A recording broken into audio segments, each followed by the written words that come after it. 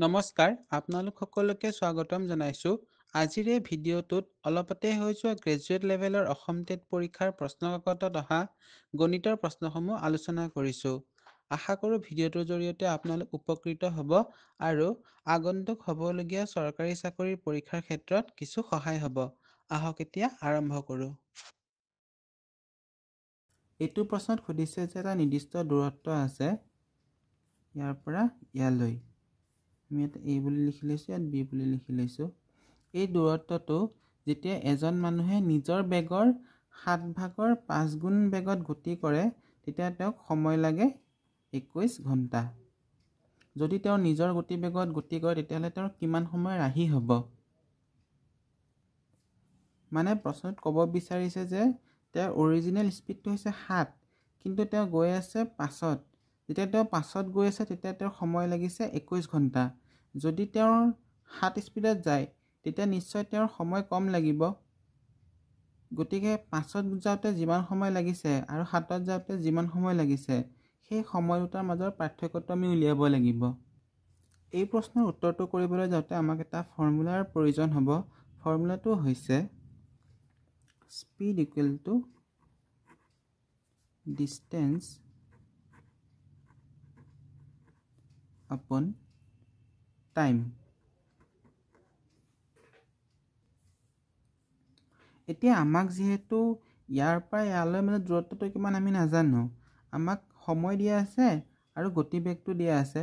গতিকে আমি ইয়াৰ পৰা ইয়ালৈ দূৰত্ব কিমান হ'ব সেইটো আমি ইউনিটত উলিয়াব লাগিব, কাৰণ আমাক ইয়াতেতো অৰিজিনেল স্পীডটো আমাক দিয়াই নাই যে 7 to 70 নে 7ৰ কিবা মাল্টিপল হ'ব, সেইটোতো আমাক দিয়াই নাই। গতিকে আমি এইটো ইউনিট ভেলুত উলিয়াব লাগিব। যদি তেওঁ নিজৰ গতিবেগৰ 7/5 বেগত গতি কৰে তেতিয়া তেওঁক 21 ঘণ্টা সময় লাগিব বুলি ইয়াত দিয়াই আছে। মানে আমি ডিষ্টেঞ্চটো এনেকৈ উলিয়াব পাৰোঁ যে distance equal to speed into time. এতিয়া ডিষ্টেঞ্চটো কেনেকৈ উলিয়াম ইয়াৰ মাজৰ দূৰত্বটো? এতিয়া স্পীডটো কিমান? স্পীডটো আমাৰ 5 ইউনিট আৰু টাইম কিমান লাগিছে 21 আৱাৰ্ছ। গতিকে দূৰত্বটো কিমান হ'ব? 5×21 105 ইউনিট বুলিয়ে ধৰি লৈছোঁ। কিলোমিটাৰ লিখিব এইকাৰণে কাৰণ আমাক অৰিজিনেল ভেলুটো আমাক দিয়া হোৱা নাই, আমাক ইউনিটতে দিয়া হৈছে স্পীডটো। এতিয়া আমি ডিষ্টেঞ্চটো পাই গ'লোঁ 105 ইউনিট, মানে ইয়াৰ আৰু ইয়াৰ মাজৰ দূৰত্বটো 105 হ'ব। তে অৰিজিনেল স্পীডটো কিমান আছিলে? 7। যদি অৰিজিনেল স্পীডটো 7 হয় আৰু ডিষ্টেঞ্চটো আমি পাই গ'লোঁ 105, এই ফৰ্মুলাটোৱে ইয়াত আনিছোঁ। টাইম কিমান লাগিব? টাইমটো ইয়াত লৈ যাম, 7টো ইয়াতে আছে, ইয়াতে আহোঁতে তলত বহিব 105 ডিভাইড বাই 7 সমান 7 × 7 7×5 × 35 15 আৱাৰ্ছ। আগতে সময় লাগিছিলে 21 আৱাৰ্ছ, এতিয়া সময় লাগিছে 15 আৱাৰ্ছ। কিমান আৱাৰ্ছ কমি গ'ল? 21ৰ পৰা 15 বিয়োগ কৰিলে 6 আৱাৰ্ছ। গতিকে তেওঁৰ 6 আৱাৰ্ছ সময় ৰাহি হ'ব আৰু এই প্ৰশ্নটোৰ শুদ্ধ উত্তৰটো হ'ব 6 আৱাৰ্ছ। এই প্ৰশ্নটো আমাক সুধিছে যে 2^57ৰ যিটো মান হ'ব, যিটো সংখ্যা ওলাব, সেইটোৰ এককৰ স্থানত কি সংখ্যা থাকিব? ইউনিট ডিজিটত কি হ'ব? এই শেষৰ সংখ্যাটোক এককৰ স্থান বুলি কোৱা হয়। একক, দশক, শতক তেনেকৈ থাকে যে, এই স্থানত কি সংখ্যা বহিব? এতিয়া এক্সাম হলৰ ভিতৰত আমি 257 বাৰ পূৰণ কৰি থাকিব নোৱাৰোঁ যে ইয়াৰ উত্তৰটো আমি 257 বাৰ পূৰণ কৰি উলিয়াম। এই প্ৰশ্নৰ উত্তৰটো উলিয়াবৰ বাবে আমি 2 ইউনিট ডিজিটৰ ভেলু কেনেকৈ উলিয়াই সেই বিষয়ে অলপ জানি ল'ব লাগিব। যেনে 2^1 যদি 1 হয় কিমান হ'ব? 2। 2^2 2 স্কুৱেৰ হ'লে 4, 2 কিউব হ'লে 8, 2^4 হ'লে 16। এই 16ৰ ইউনিট ডিজিটত 6 আছে, এককৰ স্থানত 6 আছে। যদি আমি 2^5 কৰোঁ 32, 2^6 কৰিলে 64, 2^7 কৰিলে 128, 2^8 কৰিলে 256। তেনেকৈ 2 to the power যদি 9 কৰোঁ আকৌ আমি কিমান পাম 512 2 to the power 10 কৰিলে আমি পাম 1024 এতিয়া আমি মন কৰিব লাগিব যেতিয়া আমি পাৱাৰ 1 2 3 4 কৰিলোঁ আকৌ যেতিয়া পাৱাৰ 5 কৰিলোঁ দেখিলোঁ যে ইউনিট ডিজিটত 2 আছে 6 কৰোঁতে ইউনিট ডিজিটত 4 আহিল 7 কৰোঁতে ইউনিট ডিজিটত 8 আহিল 8 কৰোঁতে ইউনিট ডিজিটত 6 আহিল 2 to the power 9 কৰোঁতে ইউনিট ডিজিটত 2 আহিল আকৌ 2 to the power 10 কৰোঁতে ইউনিট ডিজিটত 4 আহিল আমি ইয়াতে বুজিব লাগিব যে পাৱাৰ ক্ষেত্ৰত কি হৈ আছে যেতিয়া আমি 1 2 3 4 লিখিছিলোঁ তেতিয়া ইউনিট ডিজিটত 2 4 8 6 আহিছিল আকৌ 4 বাৰৰ পিছত যেতিয়া আমি পাৱাৰ 5 6 8 7 8 ল'লোঁ তেতিয়া 2 4 8 6 মানে এই বস্তুটো আকৌ ৰিপিট হৈছে এতিয়া যেতিয়া আমি 2 to the power 9 কৰিছোঁ 2 পালোঁ 2 to the power 10 কৰিছোঁ ইউনিট ডিজিটত 4 পাইছিলোঁ যদি আমি 2 to the power 11 কৰিম ইউনিট ডিজিটত আকৌ আমি 8 পাম 2 to the power 12 কৰিলে ইউনিট ডিজিটত আমি আকৌ 6 পাম মানে 4 বাৰৰ মূৰে মূৰে পুনৰ বস্তুটো পুনৰাবৃত্তি হৈ থাকে গতিকে 2 to the power 57 ইউনিট ডিজিটত কি হ'ব হেতু জানিবৰ কাৰণে আমি প্ৰথমতে 57 টোক 4 ৰে ডিভাইড কৰি ল'ব লাগিব ডিভাইড যেতিয়া কৰিম 4 লগত 14 পূৰণ কৰোঁতে 56 হ'ব এক এটা বাকি থাকি যাব যিটো সংখ্যা বাকি থাকি গ'ল সেই সংখ্যাটো আমি ইয়াত লিখিলোঁ 2 to the power 1 এই একটো আমি ইয়াত লিখিব লাগিব পাৱাৰত আৰু 2 to the power 1 unit digit কি হয় 2 হয় 2 লিখিম মানে 2 to the power 57 এককৰ স্থানৰ অংকটো 2 হ'ব এই 2টোৱে এইটো প্ৰশ্নৰ শুদ্ধ উত্তৰ এই প্ৰশ্নটো ইনকাম আৰু এক্সপেণ্ডিচাৰৰ পৰা আহিছে ইনকাম আৰু এক্সপেণ্ডিচাৰ বুলি এটা চেপ্টাৰ আছে পাৰ্চেণ্টেজৰ ভিতৰত টপিকটো পাৰ্চেণ্টেজৰে হয় কিন্তু ইনকাম আৰু এক্সপেণ্ডিচাৰ বুলি অলপ এক্সট্ৰাকৈ পঢ়িব লাগে পাৰ্চেণ্টেজ টপিকটোৰ ভিতৰতে যেতিয়া এনেকুৱা ধৰণৰ প্ৰশ্ন আহে তেতিয়া কি কৰিব লাগিব প্ৰথমতে আমি পাৰ্চেণ্টেজ কেইটা লিখি লৈছোঁ 20% আৰু ইয়াত ভগ্নাংশলৈ ৰূপান্তৰ কৰিব লাগিব 20%ৰ ফ্ৰেকশ্যন ভেলু 1/5 আৰু এটাৰ পাৰ্চেণ্টেজ ইয়াত কিমান দিছে 5% 5%ৰ ফ্ৰেকশ্যন ভেলু 1/20 ফ্ৰেকশ্যন ভেলু কেনেকৈ উলিয়াই তাৰ বিষয়ে এটা ডিটেইল ভিডিঅ' মই আনি আছোঁ অতি সোনকালে আপোনালোকৰ মাজলৈ এতিয়া এই প্ৰশ্নটোৰ উত্তৰটো কৰোঁ আহক এই ধৰণৰ প্ৰশ্ন পৰীক্ষা যেতিয়াই আহে তেতিয়াই ওপৰত লিখিব লাগিব এইফালে বিফৰ ইয়াত লিখিব লাগিব আফটাৰ ইয়াত লিখিব লাগিব ইনকামটো আমাক কি উলিয়াব দিছে আমাক উলিয়াব দিছে কনজাম্পশ্যনটো কিমান পাৰ্চেণ্ট ৰিডিউচ হ'ব সেইটোহে আমাক উলিয়াব দিছে গতিকে ইনকাম লিখিলোঁ ইয়াতে নেক্সট লিখিম এক্সপেণ্ডিচাৰ নেক্সট লিখিম কনজাম্পশ্যন ৰেট প্ৰশ্নটোত কি কৈছে যে আলুৰ মূল্য 20% বৃদ্ধি হয় 20% বৃদ্ধি হয় মানে আগতে যদি 5 টকা আছিলে এতিয়া 1 টকা বৃদ্ধি হৈ 6 টকা হ'ব মানে আগতে যদি 5 আছিলে 1 বৃদ্ধি হৈ 6 হ'ব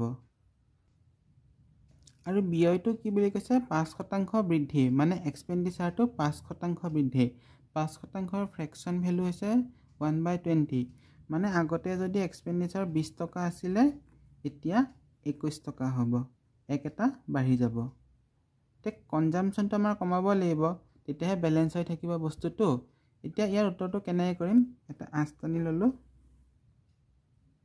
এই এক্সপেণ্ডিচাৰটো ওপৰত লিখিলোঁ তাক ডিভাইড কৰিব লাগিব কিহেদি ইনকাম দি দুইফালে ইয়াতো এক্সপেণ্ডিচাৰ ইয়াতো ইনকাম ইয়াৰ এক্সপেণ্ডিচাৰ কিমান আছে 20 ইনকাম কিমান আছে 5 ৰেচিঅ' ল'ব লাগিব ইয়াত এক্সপেণ্ডিচাৰ কিমান 21 ইনকাম কিমান 6 যেতিয়া এই ৰেচিঅ'টো আমি চিম্প্লিফাই কৰিম তেতিয়া কি পাম 5 দি এইটো 4 বাৰ পাম 6 দি 21ক ডিভাইড কৰিলে 3.5 পাম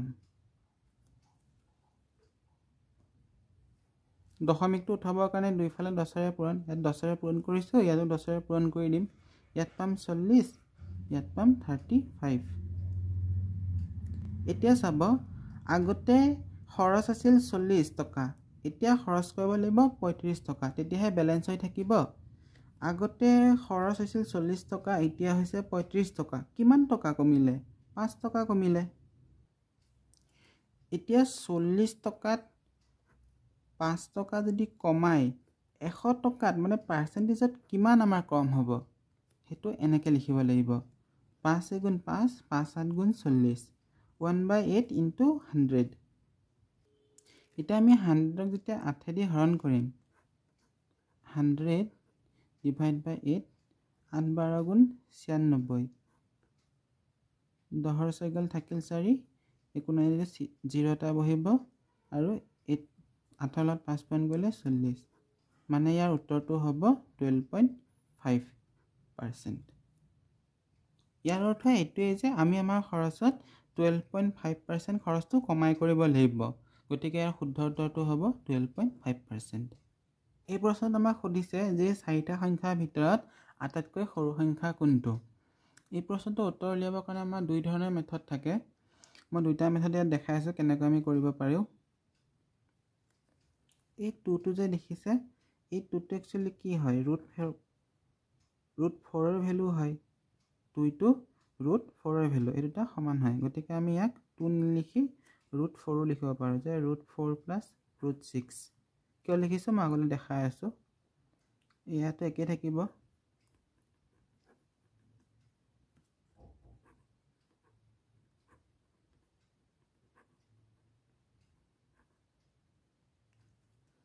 এতিয়া আমি কি কৰিম গোটেইকেইটা সংখ্যা হোল স্কয়াৰ কৰি দিম মানে ইয়াতে হোল স্কয়াৰ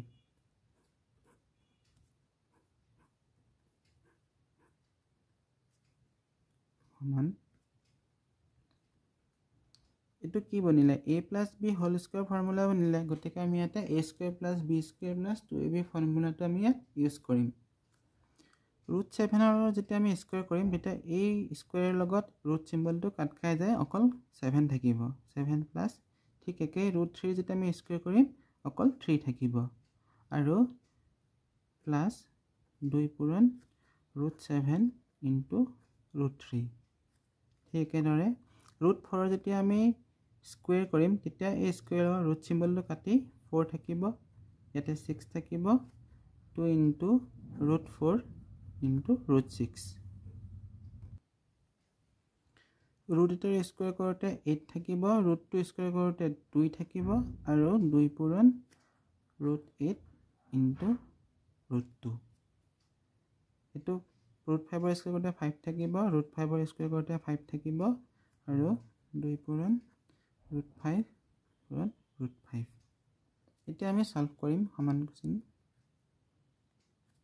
7 ৰ লগত 3 যোগ কৰিলে 10 আৰু যোগ চিন দি 8টা পূৰণ হ'ব 2 ৰ লগত 2টো বাহিৰত থাকিব √7 ৰ লগত √3 পূৰণ কৰোঁতে √7 3 গুণ 21 ঠিক তেনেদৰে 6 4 10 2 √4 ৰ লগত √6 টো আমি √4 টো ভাঙি নিদো ভাঙিলে আমাৰ প্ৰবলেম হ'ব এনসাৰটো কৰোঁতে মই দেখাই আছোঁ এই কাৰণে ভাঙি দিতে উত্তৰটো ওলাতে আমাৰ অকমান অসুবিধা হ'ব গতিকে আমি √4 টো ভাঙি নিদো 4 ৰ লগত 6 টো পূৰণ কৰিম √24 8 ৰ লগত 2 যোগ কৰিলে 10 হে পাম 2 8 দুগুণ 16 পাছে পাছে 10 প্লাস 2 √5 5 গুণ 25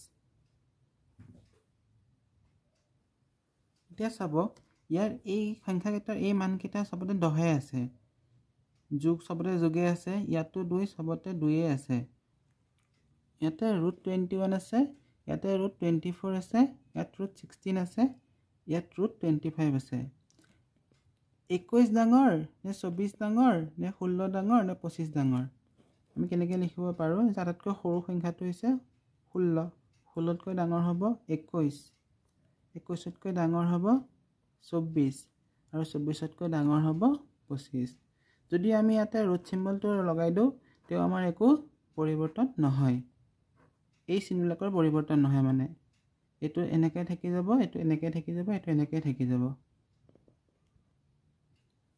আমি কি দেখিলো যে √16 টো আটাইতকৈ সৰু তাৰ মানে ইয়াতে √16 আছে গতিকে এই সংখ্যাটো আটাইতকৈ সৰু হ'ব এই সংখ্যাতকৈ সৰু হোৱা মানে ইয়াৰ সমান চিনত কি আছে এটো আছে √8 প্লাস √2 মানে এই সংখ্যাটোৱে আটাইতকৈ সৰু সংখ্যা যিকেইটা সংখ্যা দিয়া আছিল তাৰে ভিতৰত আটাইতকৈ সৰু সংখ্যাটো হৈছে এই সংখ্যাটো। এইটোতো এটা দীঘল প্ৰক্ৰিয়া হয়, যদি উত্তৰলৈ অলপ সময় লাগি গ'ল, কিন্তু যেহেতু বুজাইছোঁ গতিকে বুজাওঁতে অলপ সময় লাগে, কৰোঁতে ইমান সময় নালাগে বাৰু। কিন্তু ইয়াত এটা শ্বৰ্ট ট্ৰিকো আছে। সেই ট্ৰিকটো কেনেকুৱা, আমি চাব লাগিব যে 7ৰ লগত 3 যোগ কৰোঁতে ইয়াতে 10 ওলাইছে, √4 √6 আছে, 4 আৰু 6 যোগ কৰোঁতে 10 ওলাইছে, 8 আৰু 2 √8 আছে, 8 আৰু 2 যোগ কৰোঁতে 10 ওলাইছে, আৰু √5 5 আৰু 5ৰ লগত যোগ কৰোঁতে 10 ওলাইছে। যিহেতু গোটেইকেইটা সংখ্যা যোগ কৰোঁতে আমাৰ 10 ওলাইছে, মানে সকলোৰে মান একে, গতিকে আমি ইয়াত এই সংখ্যাবোৰৰ পৰা এই সংখ্যাটো বিয়োগ কৰিম। 7ৰ পৰা 3টো বিয়োগ কৰোঁতে 4 পাম। এতিয়া 4ৰ পৰা 6টো বিয়োগ কৰোঁতে ভেলুটো আমাৰ নিগেটিভ ওলাব, কিন্তু আমাক ইয়াতে পজিটিভ ভেলু ল'ব লাগিব।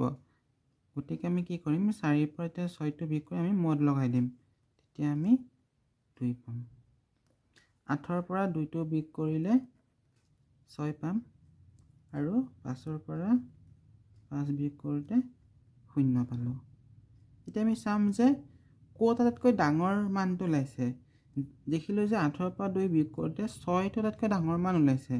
যিটো মান আটাইতকৈ ডাঙৰ, সেই সংখ্যাটোৰ ৰুট ভেলু যেতিয়া আমি প্লাছ কৰিম, সেই সংখ্যাটো আটাইতকৈ সৰু হ'ব, মানে এইটোৱে আটাইতকৈ সৰু সংখ্যা হ'ব।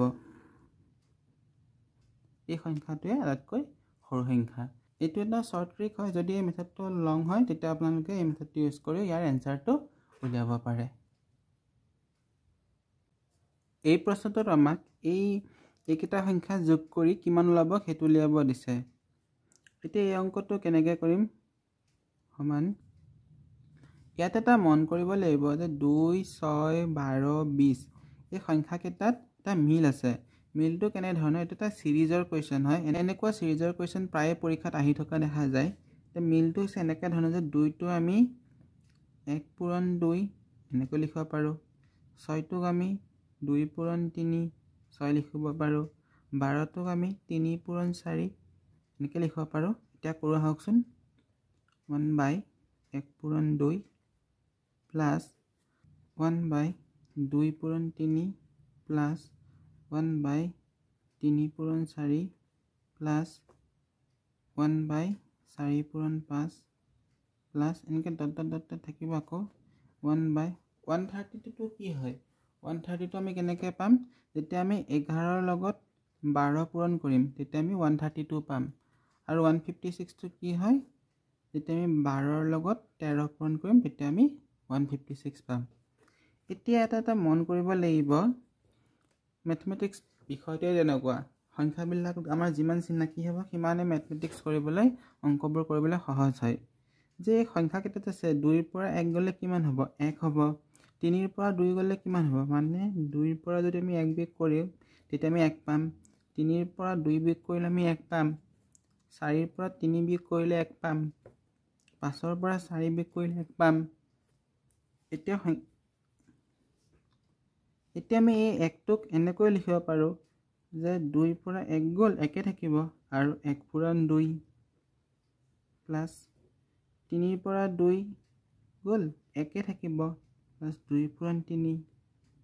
ঠিক তেনেকৈ 4ৰ পৰা 3 গ'ল আৰু 3 পূৰণ 4 প্লাছ 5ৰ পৰা 4 গ'ল, 4 পূৰণ 5 প্লাছ এনেকৈ ডট থাকিব। তাৰপিছত 12ৰ পৰা 11 গ'লে 1 থাকিব, তলত 11 পূৰণ 12, আৰু 13ৰ পৰা 12 গ'ল, 12 পূৰণ 13। এতিয়া আমি যদি চাম, এইটো আমি এনেকৈ লিখিব পাৰোঁ যে 2 1 পূৰণ 2 মাইনাছ চিনটো এনেকৈ দি 1 ডিভাইড বাই 1 পূৰণ 2। এই বস্তুটো এনেকৈ আমি ব্ৰেক কৰি দিছোঁ, ভাঙি দিছোঁ। ইয়াকো আমি তেনেকৈ ভাঙি দিম, 3 ডিভাইড বাই 2 পূৰণ 3, মাইনাছ চিন আছে কাৰণে মাইনাছ দিব লাগিব, 2 পূৰণ 3 প্লাছ এই প্লাছ চিনটো আহিছে, 4 ডিভাইড বাই 3 পূৰণ 4 মাইনাছ 3 ডিভাইড বাই 3 পূৰণ 4। এইকেইটা সংখ্যা আমি নিলিখোঁ কাৰণ ডট আছে, মানে কি এই সংখ্যাকেইটাকে এটা মিল আছে, গতিকে আমি ইয়ালৈকে লিখিছোঁ, এইটো নিলিখোঁ আৰু কিয় নিলিখো মই দেখাই আছোঁ প্লাছ আমি ডট ডট ডট ডট দিম এইটো লিখিম 12 ডিভাইড বাই 11 পূৰণ 12 যোগ নহয় সৰি বিয়োগ আহিব 11 ডিভাইড বাই 11 পূৰণ 12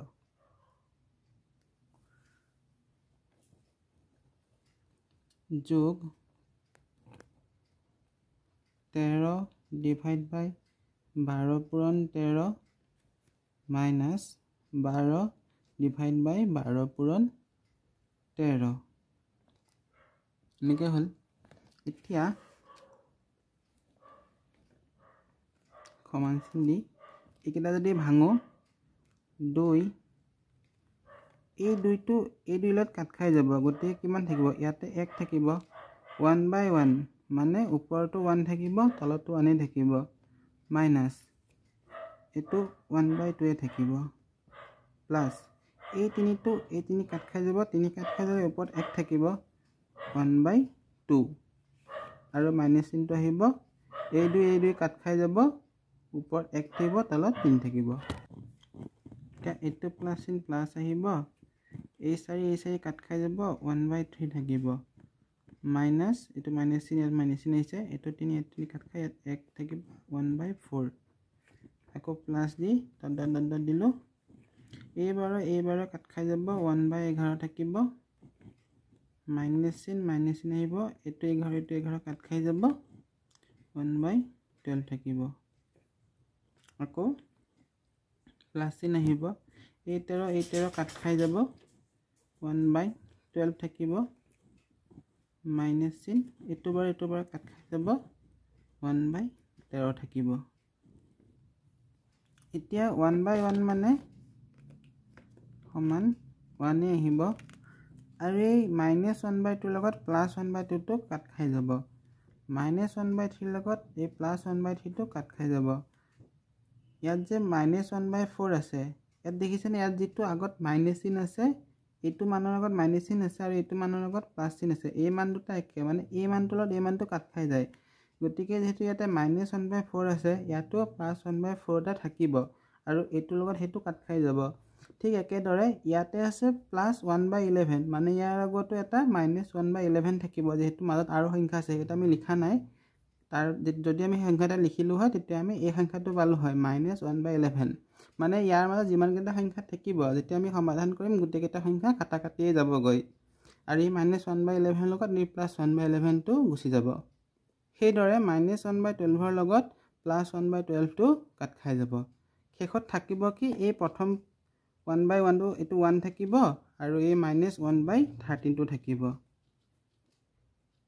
এই 1 ৰ পৰা 1 বাই 13 টো কেনেকৈ মাইনাছ কৰো প্ৰথমতে আমি ইয়াৰ তলত যেহেতু একো নাই 1 এটা আছে বুলি ধৰি ল'ব লাগিব 1 বাই 1 মানে তো একেই হয় গতিকে এটাকো 1 বাই 1 লিখি ললো 13 আৰু 1 ৰ লসাগু বা এলচিএম 13 1 ৰ লগত কিমান পূৰণ কৰিলে 13 পাম 13 সেই 13 টো ইয়াত লিখি তাৰ লগত ওপৰত এই 1 টো পূৰণ কৰি দিলো আৰু মাইনাছ চিন মাইনাছ চিন আহিব 13 ৰ লগত কিমান পূৰণ কৰিলে 13 হয় 1 টো ইয়াত লিখি এই 1 টো ইয়াৰ লগত পূৰণ কৰি দিলো সমান কিমান পাম যে 13 13 ৰ লগত 1 পূৰণ কৰিলে 13 আৰু মাইনাছ চিন আহিব 1 ৰ লগত 1 পূৰণ কৰিলে 1 13 ৰ পৰা 1 গ'ল 12 পালো তলত 13 এটো ইয়াৰ শুদ্ধ উত্তৰ এতিয়া পৰীক্ষা এটা চলি থকাৰ সময়ত আমি ইমান ধৰণকে অংকটো কৰি উত্তৰটো ওলাও মানে বেলেগে 4-5টা অংক কৰি শেষে হৈ যাব গতিকে আমি এটা শৰ্ট ট্ৰিক শিকি ল'ব লাগিব যেতিয়া এনেকুৱা ধৰণৰ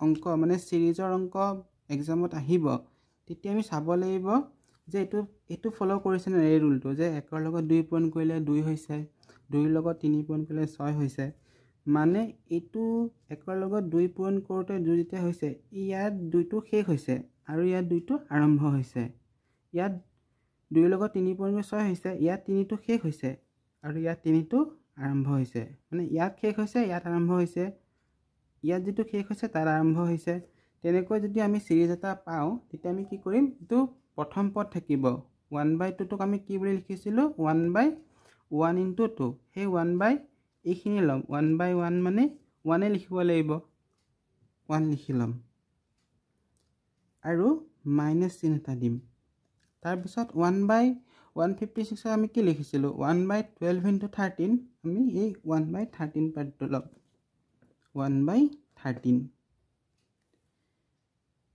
এতিয়া আমি এইটো যেতিয়া সমাধান কৰিম একেই হ'ব 13 লিখিলোঁ এলচিএম 1ৰ লগত 13 পূৰণ কৰিলে 13 আৰু 13ৰ লগত 1 পূৰণ কৰিলে 1 1 × 1 সমান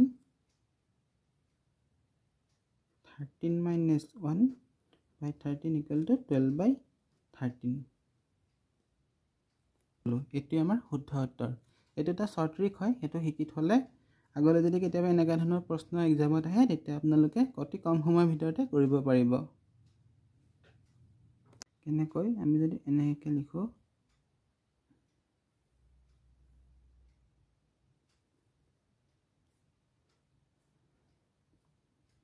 A B C D C আমাৰ 60 ডিগ্ৰী ইয়াতে পালোঁ D আমাৰ ইয়াতে 100 ডিগ্ৰী পালোঁ তাৰপিছত কৈছে যদি A আৰু B কোণৰ অন্তঃসমদ্বি খণ্ডকে P বিন্দুত লগ লাগে অন্তঃসমদ্বি খণ্ডক মানে এই দুটা এইটো এটা কোণ হ'ব ইয়াতে এইটো এটা কোণ আছে এই দুটা কোণৰ যিডাল ৰেখা টানিলে দুইফালে সমান কোণ হ'ব এফালে যিমান সেইফালেও সিমান অন্তঃসমদ্বি খণ্ডক মানে এইটো এটা বিট এটা কোণ হয় এডাল আঁচ টানিলে যিডাল আঁচৰ ফলত এফালে যিমান কোণৰ সৃষ্টি হৈছে সেইফালেও সিমানেই সৃষ্টি হৈছে যদি এফালে 10 এফালেও 10 ডিগ্ৰী সৃষ্টি হ'ব যদি এফালে 20 এফালেও 20 ডিগ্ৰী সৃষ্টি হ'ব মানে এই কোণটোক সমান দুটা ভাগত ভাগ কৰি দিলে সেই ৰেখাডালক অন্তঃসমদ্বি খণ্ডক বুলি কোৱা হয় প্ৰশ্নটোত কৈছে যে A আৰু B কোণৰ অন্তঃসমদ্বি খণ্ডক দুটালে মানে A কোণৰ পৰা এডাল আঁচ আহিব আৰু B কোণৰ পৰা এডাল আঁচ আহিব এই অন্তঃসমদ্বি খণ্ডক দুটালে P বিন্দুত সংযোগ কৰে এতিয়া আমাক উলিয়াব দিছে APB মানে এই কোণটোৰ মান উলিয়াব দিছে এইটোতো এটা ত্ৰিভুজে গঠন হৈ গ'ল আৰু এই কোণটো যিমান এই কোণটো সিমানেই হ'ব আমি যদি B কোণটোক দুটা সমান ভাগত ভাগ কৰোঁ কিমান হ'ব half B plus half B সমান B হ'ব মানে এইফালেও হাফ B হৈ আছে এইফালেও হাফ B হৈ আছে এইফালেও হাফ A হ'ব আৰু এইটো হাফ অফ A হ'ব এতিয়া প্ৰশ্নটো কৰাৰ আগতে আমি এটা বস্তু জানিব লাগিব সেইটো হৈছে এটা চতুৰ্ভুজৰ চাৰিটা কোণৰ সমষ্টি 360 ডিগ্ৰী মানে এটা আয়তে হওক বৰ্গই হওক ৰম্বাসে হওক সামান্তৰিকে হওক যিয়ে চতুৰ্ভুজ হওক চতুৰ্ভুজ মানে চাৰিটা বাহুৰে গঠিত এটা আকৃতি সেই চতুৰ্ভুজৰ চাৰিটা কোণৰ সমষ্টি মানে চাৰিটা কোণ যেতিয়া আমি যোগ কৰিম তেতিয়া সদায় 360 ডিগ্ৰীয়ে পাম এটা জ্যামিতিৰ এটা ভাল প্ৰশ্ন আহিছে পৰীক্ষাত আমি যদি চাওঁ এংগল A মানে কোণ A যোগ angle B plus angle C plus angle D সমান 360 ডিগ্ৰী যেটো চতুৰ্ভুজৰ চাৰিটা কোণৰ সমষ্টি 360 ডিগ্ৰী এতিয়া C মানটো দিয়া আছে কিমান 60 ডিগ্ৰী D মান 110 ডিগ্ৰী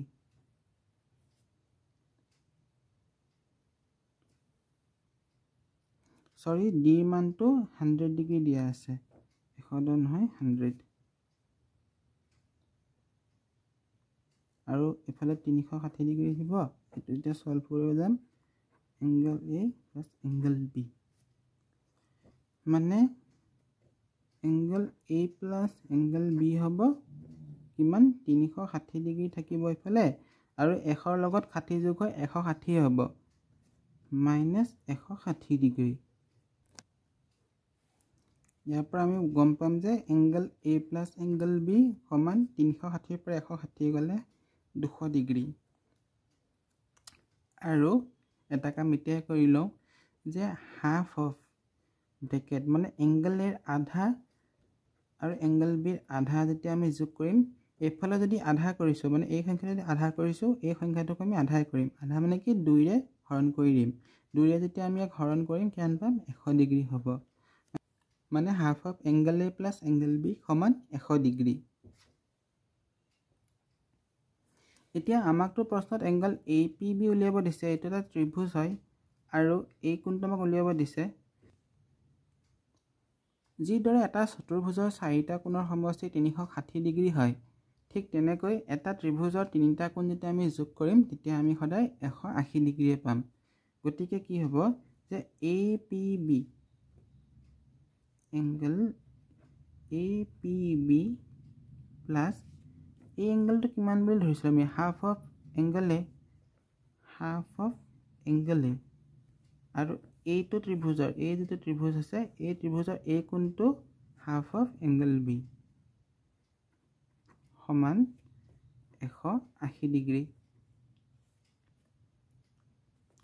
এই যিটো ত্ৰিভুজ আছে ইয়াৰ আমি এই কোণটো লৈছোঁ যিহেতু এইটো অন্তঃসমদ্বিখণ্ডক হয়, এইফালে যিমান হ'ব এই গোটেইটো A হয়, যিহেতু অন্তঃসমদ্বিখণ্ডক এই ৰেখাডাল, গতিকে এইফালে যিমান কোণ হ'ব এইফালেও ঠিক সিমানেই সমান কোণ হ'ব। এতিয়া এংগল APBটো আমাকতো উলিয়াবই দিছে। আমি এই half of angle A plus half of angle Bটোৰ পৰা হাফটো যদি কমন লৈ লওঁ তেতিয়া ব্ৰেকেটৰ ভিতৰত কি থাকিব angle A plus angle B সমান 180 degree.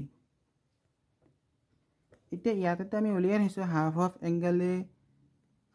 Angle A plus angle B সমান 100 ডিগ্ৰী। এই মানটো আমি ইয়াত বহাই দিম এংগল APB প্লাছ 100 ডিগ্ৰী সমান 180 ডিগ্ৰী। তাৰ মানে এংগল APB এইফালে 100 ডিগ্ৰীটো প্লাছ হৈ আছে, এই মানটো যেতিয়া এইফালে আহিব তেতিয়া মাইনাছ হৈ যাব। 180ৰ পৰা যেতিয়া 100 ডিগ্ৰীটো মাইনাছ হ'ব তেতিয়া উত্তৰ ওলাব 80 ডিগ্ৰী। আমাকতো উলিয়াবই দিছিলে এংগল APBৰ মান কিমান, আমি উলিয়ালোঁ 80 ডিগ্ৰী। এই 80 ডিগ্ৰীটোৱে এই প্ৰশ্নটোৰ প্ৰকৃত শুদ্ধ উত্তৰ। এই প্ৰশ্নটো সুধিছে যে এখন দোকানত প্ৰদৰ্শিত আছিল buy 6 get 3 free। এই কথাখিনি ৰেহাই শতাংশত ৰূপান্তৰ কৰিলে দোকানখনে কিমান শতাংশ মুঠ ৰেহাই দিব। এই প্ৰশ্নটো পাৰ্চেণ্টেজ টপিকৰ এটা ভাল প্ৰশ্ন হয়। এইটো এনেকুৱা ধৰণৰ প্ৰশ্ন আগতেও এক্সামত আহিছে। কেনেকৈ কৰিব লাগিব এটা সৰু মেথড মই ইয়াত দেখাই আছোঁ কেনেকৈ কৰিব লাগিব। যেতিয়া এনেকুৱা ধৰণৰ প্ৰশ্ন আহিব buy 6 get 3 free বা buy 5 get 2 free বা buy 3 get 1 free, তেতিয়া এই ফৰ্মুলাটো ইউজ কৰিলে হ'ল। এডাল এনেকৈ দীঘলকৈ আঁচ দিব, কিমানটা বস্তু আছে টোটেল, মানে buy 6 get 3 free টোটেল বস্তু কেইটা আছে 6টা, কিনিলে 3টা ফ্ৰী দিব, মানে টোটেল বস্তু হৈছে 9টা। তলত টোটেল আইটেম আৰু ওপৰত যিমানটা ফ্ৰী দিছে ফ্ৰী আইটেম, আৰু আমাক ডিছকাউণ্ট পাৰ্চেণ্টেজ উলিয়াব দিছে, ৰেহাই শতাংশ উলিয়াব দিছে।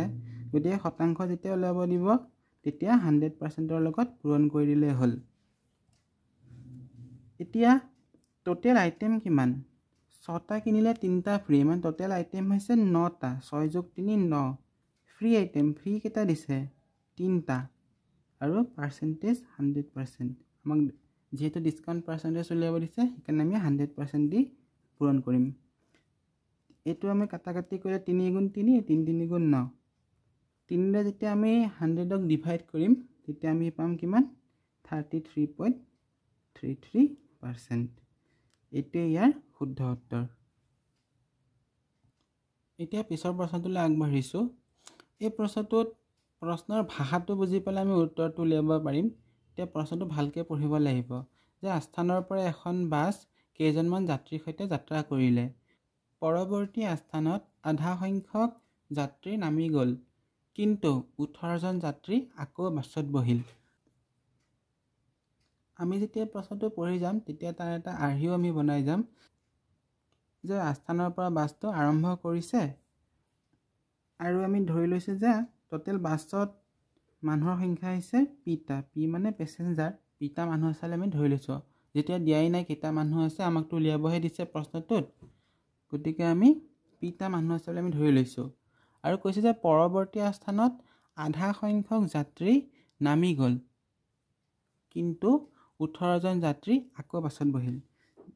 ইয়াৰ পৰা বাছটো ইয়ালৈ গ'ল, এইটো এটা আস্থান হয়, বাছ আস্থান।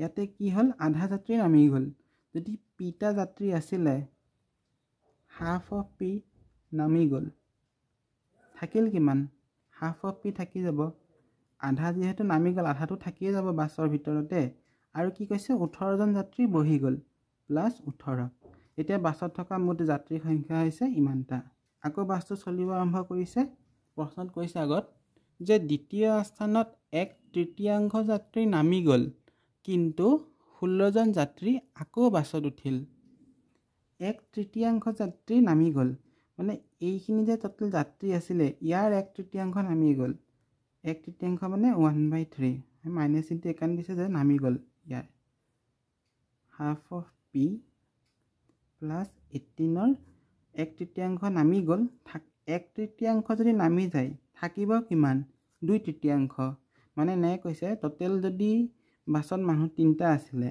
এটা যদি নামি যায় তে দুটাটো থাকিয়ে যাব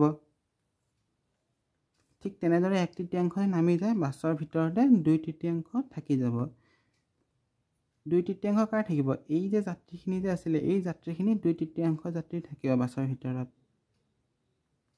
পি প্লাছ 18 আৰু বাছত আকৌ 16জন যাত্ৰী আকৌ উঠিল আৰু বাছটো চলিব আৰম্ভ কৰিলে এতিয়া কৈছে যে ইয়াৰ পাছত বাছখনে নিজৰ গন্তব্য স্থানলৈ একে সংখ্যক আৰম্ভণিৰ যাত্ৰীৰ সৈতে যাত্ৰা কৰিলে বাছখনত আৰম্ভণিতে কিমান যাত্ৰা আছিল মানে এই যিটো যাত্ৰী উঠিলে তাৰ পিছত আৰু কোনো কথা নাই বাছখন আকৌ যাবলৈ ধৰিলে আৰু কৈছে যে আৰম্ভণিতে যিমান যাত্ৰী আছিল আৰম্ভণিতে পি যাত্ৰী আছিলে এতিয়াও সেই সিমানেই যাত্ৰী আছে মানে এতিয়াও পিটাই যাত্ৰী আছে তাৰ মানে কি এইখিনি যাত্ৰীৰ সমান এই পিটো গতিকে আমি ইয়াৰ এটা সমীকৰণ লিখিব পাৰোঁ যে 2/3 half of p plus 18 plus 16 সমান p এইটো যেতিয়া আমি আকৌ সমাধান কৰিবলৈ যাম এইটো প্লাছ হৈ আছে মানে এই ব্ৰেকেটটো আমি প্ৰথমতে ভাঙিব লাগিব কেনে ভাঙিম এই সংখ্যাটোৰ লগত এই সংখ্যাটো পূৰণ কৰিব লাগিব 2/3 লগত এই হাফ অফ p2 p2 ইয়াত পূৰণ হৈছে একৰ লগত p2 পূৰণ হৈ গৈছে আমি ইয়াতে p/2 লিখিব পাৰোঁ এই প্লাছ ইনটু প্লাছ চিন আহিব 2/3 আকৌ লিখিব লাগিব আৰু ইয়াৰ লগত এই 18টো পূৰণ কৰিব লাগিব ব্ৰেকেট মানে কি ব্ৰেকেট মানে একচুৱেলি পূৰণে হয় তাৰপিছত এই প্লাছটো ইয়াত আহিব আৰু 16টো এনেকৈ লিখিব লাগিব সমান p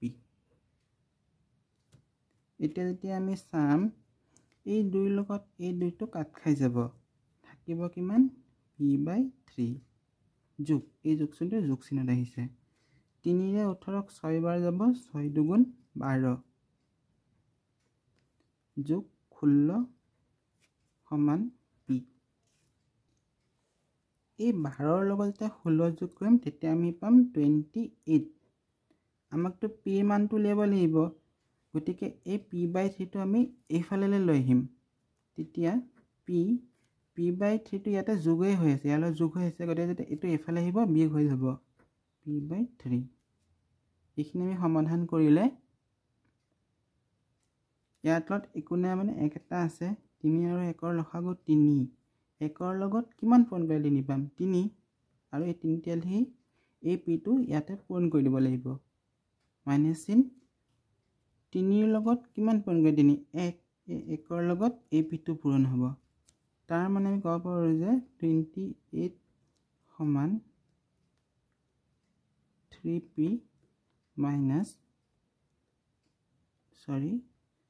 p সমান 3 28 সমান 3p পৰা এটা p গ'লে দুটা p থাকিব আৰু 3টো যেতিয়া ইয়াত হৰণ হৈ আছে এই 3টো ইয়াত হৰণ হৈ আছে এইফালে আহিলে পূৰণ হৈ যাব ইয়াতে পূৰণ হ'ব এতিয়া এই 2টো p লগত পূৰণ হৈ আছে এইফালে হতে হৰণ হ'ব 28 into 3 divided by 2 সমান p 2ৰে ইয়াক কাটিলে 14 বাৰ যাব আৰু 14 3 গুণ 42 42 সমান p এই 42য়ে আমাৰ শুদ্ধ উত্তৰ হয় মানে বাছখনত প্ৰথমতে 42 জনে যাত্ৰী আছিলে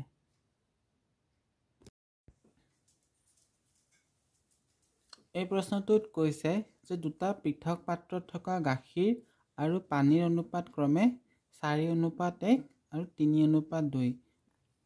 মানে দুটা পৃথক পাত্ৰ আছে, আমি ধৰি লৈছোঁ পাত্ৰ দুটা A আৰু B। আৰু কিহৰ মিশ্ৰণ বুলি কৈছে? গাখীৰ আৰু পানী, মিল্ক আৰু ৱাটাৰ। প্ৰথম পাত্ৰটোত 4:1 আৰু দ্বিতীয় পাত্ৰটোত 3:2। কৈছে কি অনুপাতত দুয়োটা পাত্ৰত থকা মিশ্ৰণ মিহলালে গাখীৰ আৰু পানীৰ অনুপাত 5:3 হ'ব। মানে আৰু এটা পাত্ৰ C আছে। এই যে পাত্ৰ দুটা আছে A আৰু B, এই দুটাৰ পৰা কি অনুপাতত গাখীৰ আৰু পানীটো মিহলালে, মানে ইয়াতেতো গাখীৰ আৰু পানীটো মিক্স হৈ আছে, B পাত্ৰটোতো গাখীৰ আৰু পানী মিক্স হৈ আছে, মানে ইয়াৰ পৰা কিমান দিব আৰু ইয়াৰ পৰা কিমান দিব, কি অনুপাতত মিহলালে এই নতুন যে এটা পাত্ৰ আছে তাতে গাখীৰ আৰু পানীৰ অনুপাতটো 5:3 হ'ব। সেইটো আমাক প্ৰশ্নত সুধিছে। এতিয়া ইয়াৰ সমাধানটো কেনেকৈ কৰিম? এইটো এটা মিক্সাৰ আৰু ইৰিগেশ্যনৰে প্ৰশ্ন। মিল্ক আৰু ৱাটাৰ ক্ষেত্ৰত এনেকুৱা প্ৰশ্ন আগতেও আহিছে আৰু আগলৈও আহিয়ে থাকিব। যিহেতু গ্ৰেজুৱেট লেভেল এক্সাম হয়, গতিকে এনেধৰণৰ প্ৰশ্ন আমি আশা কৰিব পাৰোঁ।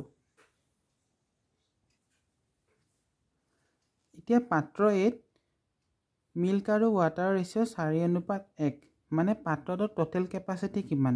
5। মানে তাতে টোটেল কিমান গাখীৰ আৰু পানী ধৰিব? 5 লিটাৰ। যদি এই 5ৰ 4 লিটাৰ মিল্ক হ'ব আৰু 1 লিটাৰ ৱাটাৰ হ'ব। ঠিক তেনেকৈ পাত্ৰ Bত টোটেল কিমান কেপাচিটি আছে? 3 আৰু 2, মানে ইয়াতেও 5 আছে। 3 লিটাৰ যদি মিল্ক হয়, 2 লিটাৰ ৱাটাৰ হ'ব। ঠিক তেনেদৰে পাত্ৰ Cৰ টোটেল কেপাচিটি কিমান? মিল্ক আৰু ৱাটাৰ ৰেচিঅ' 5:3, মানে 5×3 8। এতিয়া পাত্ৰ Aৰ পৰা কিমান ল'ব আৰু পাত্ৰ Bৰ পৰা কিমান ল'ব, যাতে C পাত্ৰটোত পানী আৰু গাখীৰৰ ৰেচিঅ' বা গাখীৰ আৰু পানীৰ ৰেচিঅ'টো 5:3 হয়। সেইটো আমি উলিয়াব লাগিব। কেনেকৈ উলিয়াম? আমি প্ৰথমতে গাখীৰটো ল'লেও হ'ব, পানীটো ল'লেও হ'ব। আমি প্ৰথমতে মিল্কটো লৈ পেলাই কৰি চাওঁ। দুইটাৰ উত্তৰ একে ওলাব যে টোটেল কেপাচিটি হৈছে 5।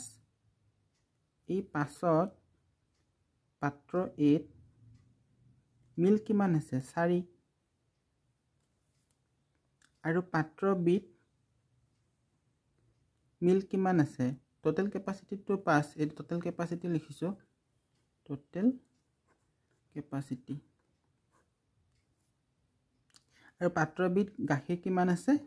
3। পাত্ৰ Cৰ টোটেল কেপাচিটিটো কিমান? 8। 8টো আমি ইয়াত লিখিম। আৰু গাখীৰ কিমান ভৰি আছে? 5। 5টো ওপৰত লিখিম। গতিকে আমি এনেকুৱা এটা সংখ্যা বাছি ল'ম যাতে কটাকটি কৰিলে সংখ্যাবোৰ গোটা সংখ্যা হৈ যায়। তাৰ কাৰণে আমি কি কৰিম? এই 5 আৰু 8ৰ LCM ল'ম। 8 আৰু 5ৰ LCM হ'ব 40। 8 5 গুণ 40। গোটেইকেইটা সংখ্যাৰ লগত 40 দি পূৰণ কৰি দিম।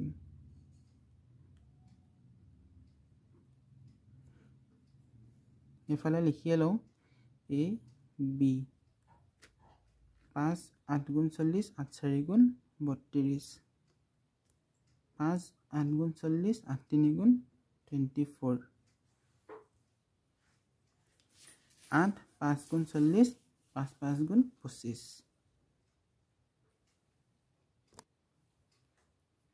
এইখিনি আমি মিল্ক লৈছোঁ দেই, এইটো মিল্কৰ ক্ষেত্ৰত কৰি আছোঁ। এতিয়া এলিগেশ্যন মেথডটোত কি কৰা হয়? এই সংখ্যাটো চোৱা হয় আৰু এই দুটা সংখ্যাৰ ভিতৰত যিটো সংখ্যা ডাঙৰ, এই ডাঙৰ সংখ্যাটোৰ পৰা এই সংখ্যাটো বিয়োগ কৰা হয়। 32ৰ পৰা 25 গ'লে 7 থাকিব। আৰু এই সংখ্যাটোৰ পৰা এই দুটা সংখ্যা যিটো সৰু সংখ্যা হয়, এইটো সৰু সংখ্যা, এইটো ডাঙৰ সংখ্যা, এই সংখ্যাটোৰ পৰা এই সৰু সংখ্যাটো বিয়োগ কৰিব লাগিব। কিমান পাম? 25ৰ পৰা 24 গ'লে 1। এলিগেশ্যন মেথডত আৰু এটা বস্তু আমি লক্ষ্য কৰিব লাগিব, সেইটো হৈছে যে এই 32ৰ পৰা 24টো বিয়োগ কৰিলে আমি যিমান পাম, এই তলৰ সংখ্যা দুটা আমি যোগ কৰিলে সিমান পাব লাগিব। 32ৰ পৰা 24 বিয়োগ কৰিলে কিমান পাম? 8। আৰু 1ৰ লগত 7 যোগ কৰিলে কিমান পাম? 8। যিহেতু মান দুটা সমান হৈ গ'ল, গতিকে এই মান দুটা আমি সলনি কৰিব নালাগে। এইটোৱে হৈছে প্ৰকৃত অনুপাত। ইয়াৰ মানে এইটোৱে যে আমি A আৰু B এই পাত্ৰ দুটাৰ পৰা 1:7 যদি এটা পাত্ৰত মিশ্ৰণটো মিলাও তেতিয়া এই পাত্ৰটো যিটো মিশ্ৰণ হ'ব তাতে গাখীৰ আৰু পানীৰ অনুপাত 5:3 হ'ব। আমাৰ শুদ্ধ উত্তৰটো হ'ব 1:7। এই বস্তুটো আমি মিল্কৰ ক্ষেত্ৰত লৈ পেলাই উত্তৰটো পাইছোঁ। যদি ৱাটাৰৰ ক্ষেত্ৰত লৈ আমি উত্তৰটো কি বেলেগ পাম নেকি? নাপাওঁ, একে পাম। কেনেকৈ পাম ইয়াতে দেখাই দি আছোঁ মই। ইয়াতে সৰুকৈ কৰি দি আছোঁ যে টোটেল কেপাচিটি আছিলে A পাত্ৰৰ 5, তাতে ৱাটাৰ কিমান আছিলে 1টো ওপৰত লিখিম। B পাত্ৰৰ টোটেল কেপাচিটি হৈছে 5 আৰু তাত ৱাটাৰ আছিলে 2 আৰু C পাত্ৰটোৰ টোটেল কেপাচিটি আছিলে 8, ৱাটাৰ আছিলে 3। একেই ইয়াতে 5 আৰু 8, ইয়াতে 5 আছে ইয়াতে 8 আছে, 40ৰে পূৰণ কৰিব লাগিব যাতে আমি এটা গোটা সংখ্যা পাই যাওঁ। 40ৰে পূৰণ কৰি দিওঁ। 8 5 গুণ 40, 5 7 গুণ 40, 5 7 গুণ 40। কিমান হ'ব সংখ্যাকেইটা? 1ৰ লগত 8 পূৰণ কৰিলে 8 হ'ব, 2ৰ লগত 8 পূৰণ কৰিলে 16 হ'ব, 3ৰ লগত 5 পূৰণ কৰিলে 15 হ'ব। এইটো ৱাটাৰৰ ক্ষেত্ৰত কৰি আছোঁ যে A পাত্ৰৰ 8 লৈছোঁ আৰু B পাত্ৰৰ ৱাটাৰ দেই। A পাত্ৰৰ ৱাটাৰ 8, B পাত্ৰৰ ৱাটাৰ 16। আমি কিমান পাম? 15। এতিয়া কিমান অনুপাতত মিহলালে আমি 15 পাম সেইটো উলিয়াম। ডাঙৰ সংখ্যা কোনটো? 8 আৰু 16 ডাঙৰ সংখ্যা হৈছে 16টো। আমি কৈছিলোঁ যে এলিগেশ্যন মেথডত ডাঙৰ সংখ্যাটোৰ পৰা এই সংখ্যাটো বিয়োগ কৰা হয়, মানে 16ৰ পৰা 15 বিয়োগ কৰি দিম। কিমান পাম? 1। আৰু এই সংখ্যাটোৰ পৰা এই দুটাৰ মাজত সৰু সংখ্যাটো বিয়োগ কৰি দিওঁ। 15ৰ পৰা 8 বিয়োগ কৰি দিওঁ। 15ৰ পৰা 8 বিয়োগ কৰিলে কিমান পাম? 7। ইয়াতো চাব 16 আৰু 8ৰ মাজত যদি আমি ডিফাৰেঞ্চটো চাওঁ, 16ৰ পৰা 8 গ'লে 8হে হ'ব আৰু 7ৰ লগত 1 যোগ কৰিলেও 8হে পাম। যিহেতু মান দুটা সমান গতিকে এইটোৱে আমাৰ অৰিজিনেল ৰেচিঅ', এইটো আমি চেঞ্জ কৰিব নালাগে। চাওক ইয়াতো 1:7 ওলাইছে গাখীৰলৈ কৰোঁতে, মিল্ক লৈ কৰোঁতে, আৰু ইয়াত ৱাটাৰলৈ কৰোঁতেও 1:7 ওলাইছে। গতিকে এই 1:7টোৱে আমাৰ শুদ্ধ উত্তৰ হ'ব। এইটো প্ৰশ্নত সুধিছে যে এটা ইনলেট পাইপ আছে, আমি এই বুলি ধৰি লৈছোঁ। সেই পাইপটোৱে এটা টেংকি আছে, টেংকি। সেই টেংকিটো ভৰ্তি কৰিবলৈ 6 ঘণ্টা সময় লয়। আৰু এটা আউটলেট পাইপ আছে, আমি বি বুলি ধৰি লৈছোঁ। সেই আউটলেট পাইপটো যেতিয়া এই এ পানী ভৰাই আছিলে তেতিয়া সেই আউটলেট পাইপটো যে খোলা আছে মানুহজনে ন'টিছ নকৰিলে, মানে দেখা নাই। এতিয়া কৈছে যিহেতু ন'টিছ নকৰিলে গতিকে দুইটা পাইপটো একেলগে চলি আছে। এ পানীটো ভৰাই আছে, বি এ পানীটো উলিয়াই আছে। ভৰাই থকাটো পজিটিভ, উলিয়াই থকাটো নিগেটিভ ধৰিব লাগিব। দুইটা পাইপ যেতিয়া একেলগে কাম কৰি আছে তেতিয়া টোটেল 7 ঘণ্টা সময় লাগিছে। এনে আগতে এ যেতিয়া অকলে কাম কৰিছিলে, যদি বিটো বন্ধ থাকিলে হয় তেতিয়া টেংকিটো 6 ঘণ্টাত ভৰ্তি হৈ গ'লে হয়। কিন্তু বি এ যিহেতু পানীটো উলিয়াই আছে গতিকে 1 ঘণ্টা সময় আৰু বেছিকৈ লাগিল, মানে 7 ঘণ্টা সময় লাগিল। এতিয়া আমাক প্ৰশ্নটোত সুধিছে গোটেই টেংকিটো যদি ভৰ্তি থাকে, সেই ভৰ্তি টেংকিটো খালী কৰিবলৈ বি পাইপটোক কিমান সময় লাগিব? এ 6 ঘণ্টা সময় লাগে বুলি প্ৰশ্নটো দিয়া আছে, গতিকে এ 6 বুলি লিখি লৈছোঁ। আৰু যেতিয়া দুইটা পাইপ একেলগে কাম কৰে, মানে এ ভৰাই আছে বি এ উলিয়াই আছে, তেতিয়া 7 ঘণ্টা সময় লাগে বুলি প্ৰশ্নত দিয়া আছে। এলচিএম এইটো কাৰণেই ল'ব লাগিব যাতে আমি এ পাইপৰ কাৰ্যক্ষমতা আৰু বি পাইপৰ কাৰ্যক্ষমতাটো আমি উলিয়াব পাৰোঁ। গতিকে 6 আৰু 7ৰ এলচিএম হ'ব 42। এতিয়া 6ৰ লগত কিমান পূৰণ কৰিলে 42 হ'ব? 7। গতিকে 7টো হৈ যাব এৰ এফিচিয়েঞ্চি মানে হৈছে কাৰ্যক্ষমতা। কিন্তু ইয়াতে এ আৰু বি, এ ভৰাইও আছে পানী আৰু বি এ পানী উলিয়াইও আছে, গতিকে এই দুটাৰ একেলগে এফিচিয়েঞ্চি ওলাব। ইয়াতেতো 7 দিয়াই আছে, এই 7ৰে আমি 42ক হৰণ কৰিম, তেতিয়া আমি কিমান পাম? 6। এই 6টো হ'ব যেতিয়া দুইটা পাইপে একেলগে কাম কৰি আছে। এতিয়া চাব এ যেতিয়া অকলে এই টেংকিটো হৈছে আমি 42 লিটাৰৰ টেংকিটো, যিটো টেংকি আছে তাতে 42 লিটাৰৰ টেংকি বুলি আমি ধৰি লৈছোঁ, কাৰণ দুটাৰ আমি এলচিএম 42 পাইছিলোঁ, গতিকে টেংকিটো 42 লিটাৰ টেংকি বুলি আমি ধৰি লৈছোঁ। এই 42 লিটাৰৰ টেংকিটো যদি এ ফিল আপ কৰিলে হয়, এ পানী ভৰালে হয়, তেতিয়া এক 6 ঘণ্টা সময় লাগিছিল আৰু এই কাৰ্যক্ষমতাটো হৈছে 7, মানে এ প্ৰতি ঘণ্টাত 7 লিটাৰ পানী ভৰায়, তেতিয়াহে 6 ঘণ্টাত 1 ঘণ্টাত যদি 7 লিটাৰ পানী ভৰায় তেতিয়াহে 6 ঘণ্টাত 42 লিটাৰ পানী ভৰিব আৰু টেংকিটো ফুল হ'ব। কিন্তু যেতিয়া এ আৰু বি পাইপ দুটা একেলগে এ পাইপেদি পানী ভৰাই আছে আৰু বি পাইপেদি পানী উলিয়াই আছে, তেতিয়া সময় 7 ঘণ্টা লাগিল আৰু ইহঁত দুটাৰ কাৰ্যক্ষমতাটো 6 হৈ গ'ল। আগতে 7 আছিল, এতিয়া 6 হৈ গ'ল। কিয় 6 হৈ গ'ল? কাৰণ আগতে অকলে এ কাম কৰি আছিলে, এতিয়াতো বি আহি গ'ল আৰু বিয়েটো পানী উলিয়াই আছে। কিমান কমিলে? 7ৰ পৰা 6 গ'লে 1 কমিলে, মানে বিৰ কাৰ্যক্ষমতাটো হৈছে 1, মানে বিয়ে প্ৰতি ঘণ্টাত 1 লিটাৰ পানী উলিয়াই আছে। তেতিয়া এ যেতিয়া 7 লিটাৰ পানী ভৰাই 1 ঘণ্টাত, বিয়ে 1 ঘণ্টাত 1 লিটাৰ পানী উলিয়াইও দিয়ে, সেইকাৰণে সিহঁতক 7 ঘণ্টা সময় লাগিলে। এতিয়া যিহেতু আমি গম পালোঁ যে বিৰ কাৰ্যক্ষমতাটো হৈছে 1 লিটাৰ, টোটেল টেংকিটো আছিলে 42 লিটাৰ, বিয়ে 1 ঘণ্টাত 1 লিটাৰ পানী উলিয়াই দিয়ে। বা আমি ইয়াক উল্টাকৈ লিখিব পাৰোঁ যে 1 লিটাৰ পানী উলিয়াবলৈ বিক 1 ঘণ্টা সময় লাগে, কিন্তু টেংকিটো আছিলে 42 লিটাৰৰ, গতিকে 42 লিটাৰৰ টেংকিটোৰ পৰা এই গোটেই 42 লিটাৰ পানী উলিয়াবলৈ বিক কিমান সময় লাগিব? 42 ঘণ্টা। 1 লিটাৰ পানী উলিয়াবলৈ 1 ঘণ্টা, 42 লিটাৰ পানী উলিয়াবলৈ 42 ঘণ্টা, আৰু এই 42 ঘণ্টাটোৱে হৈছে এই প্ৰশ্নটোৰ শুদ্ধ উত্তৰ। প্ৰশ্নটোত সুধিছিলে 8টা বইজ আৰু 15 গাৰ্লছে এটা কাম যদি 3 দিনত কৰিব পাৰে, 6টা বইজ 5টা গাৰ্লছে যদি এটা কাম 6 দিনত কৰিব পাৰে, তেতিয়াহ'লে এটা গাৰ্লছে কিমান দিনত সেই কামটো সম্পূৰ্ণ কৰিব পাৰিব? এতিয়া আমি ধৰি লৈছোঁ গাৰ্লছজনে X ডেইজত কামটো সম্পূৰ্ণ কৰিব।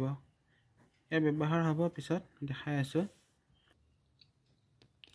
8টা বইজ আৰু 15 গাৰ্লছে 3 দিনত কামটো সম্পূৰ্ণ কৰিব পাৰিব, আৰু সেই একেটা কামেই 6টা বইজ আৰু 5টা গাৰ্লছে 6 দিনত সম্পূৰ্ণ কৰিব পাৰিব।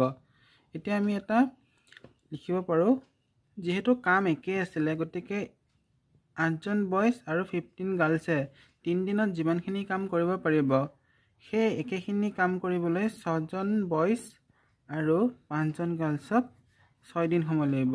বস্তুটো আমি এনেকৈ লিখি ল'ব লাগিব। এতিয়া আমি 3ৰে ইয়াক দুবাৰ কাটিম। এইটো সলভ কৰিলে 8 বইজ প্লাছ 15G সমান 2 × 6 12B প্লাছ 2 × 5 10G। এতিয়া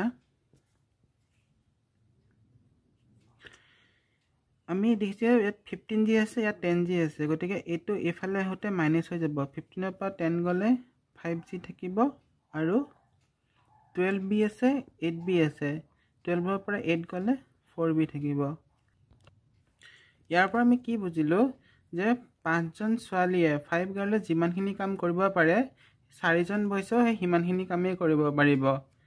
এতিয়া আমি এজন বইজৰ কাৰ্যক্ষমতা কিমান সেইটো আমি উলিয়াব হ'লে 1B আৰু 4টো ইয়াৰ তলত আহি 5/4G মানে গাৰ্লছ, মানে এজন বইজৰ কাৰ্যক্ষমতা এজনী ছোৱালীৰ 4/5 এতিয়া আমি যে সমীকৰণ এটা লিখা আছিলে ওপৰত, এইটো আমি 1 নম্বৰ দি ল'লোঁ, এইটো 2 নম্বৰ দি ল'লোঁ।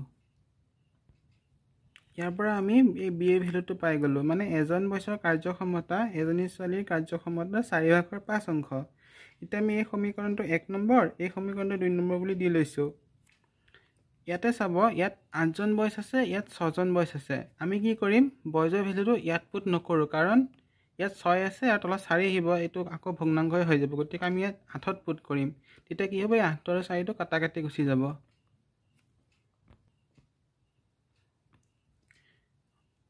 8 বইজ আৰু 15G 3 দিন আছিলে, 3 দিনে লিখি ল'লোঁ। এতিয়া এই বিৰ জেগাত আমি এই ভেলুটো ইয়াতে পুট কৰিব লাগিব। 8 বিৰ ভেলু আছে ইয়াতে 5/4G প্লাছ 15G সমান 3 দিন। এইটো কাটি দুবাৰ যাব, 2 × 5 = 10, 10G আৰু 15G 10 আৰু 15 প্লাছ হৈ পেলাই 25